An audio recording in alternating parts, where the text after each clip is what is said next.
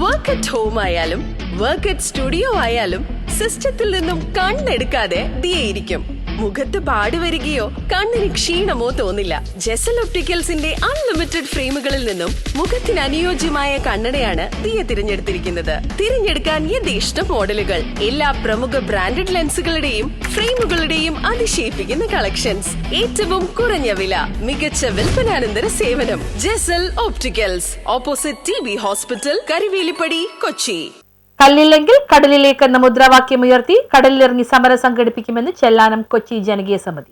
തീരസംരക്ഷണ നടപടികളിൽ അവഗണനയിൽ പ്രതിഷേധിച്ച് കല്ലില്ലെങ്കിൽ കടലിലേക്ക് എന്ന മുദ്രാവാക്യം ഉയർത്തിക്കൊണ്ട് പുത്തൻതോട് ബീച്ചിൽ കടലിലിറങ്ങി സമരം സംഘടിപ്പിക്കുമെന്ന് ചെല്ലാനം കൊച്ചി ജനകീയവേദി കൺവീനർ VT സെബാസ്റ്റ്യൻ അറിയിച്ചു. ചെല്ലാനം കൊച്ചി തീരസംരക്ഷണ നടപടികൾ സമയബന്ധിതമായി പൂർത്തിയാക്കുന്നതിൽ കടുത്ത അവഗണനയാണ് കേരള സർക്കാർ തുടർന്നു വരുന്നതെന്ന് ഇവർ ആരോപിച്ചു. വാദിവയിൽ നിന്ന് പോയ ടെട്രോപോഡ്, കടൽഭിത്തി, പുലിമുട്ടുകളുടെ നിർമ്മാണം പുനരാരംഭിക്കാനുള്ള നടപടികൾ എങ്ങുമെത്തിയിട്ടില്ല.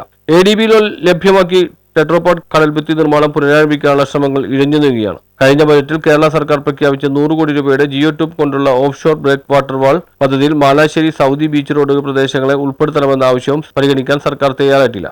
കഴിഞ്ഞ ഏപ്രിൽ 11 ചെല്ലാനം കൊച്ചി ജനകീയവേദി നടത്തിയ കളക്ടറേറ്റ് മാർച്ചിനെ തുടർന്ന് മെയ് 15 താൽക്കാലിക പ്രതിരോധ പ്രവർത്തനങ്ങൾ പൂർത്തിയാക്കുമെന്ന് ജില്ലാ കളക്ടർ ഉറപ്പ് നൽകിയിരുന്നതാണെന്നും ഇവർ പറയുന്നു. തെക്ക് പടിഞ്ഞാറൻ കാലവർഷം ആരംഭിക്കാൻ ദിവസങ്ങൾ മാത്രം ശേഷിക്കെ മഴക്കാലപൂർവ്വ താൽക്കാലിക പ്രതിരോധ പ്രവർത്തനങ്ങൾ ചെല്ലാനം കൊച്ചി തീരത്ത് ആരംഭിച്ചിട്ട് പോലുമില്ല. ചെറിയകടവ് പ്രദേശത്ത് ഈ ദിവസങ്ങളിൽ പോലും കടൽ കയറുന്ന സ്ഥിതിയുണ്ട്. എന്നാൽ അർഹിക്കുന്ന ഗൗരവം അധികാരികളിൽ ഇക്കാര്യത്തിൽ കാണിക്കുന്നില്ല എന്നത് പ്രതിഷേധാർഹമാണെന്ന് VT സെബാസ്റ്റ്യൻ പറഞ്ഞു. പുത്തൻതോട് ബീച്ചിൽ മെയ് 24 ശനിയാഴ്ച രാവിലെ 10 മണിക്ക് ആരംഭിക്കുന്ന സമരം സേവർദേശ് പള്ളി വികാരി ഫാദർ ആന്റണി ടോപ്പോൾ ഉദ്ഘാടനം ചെയ്യും. News bureau, Chellanam.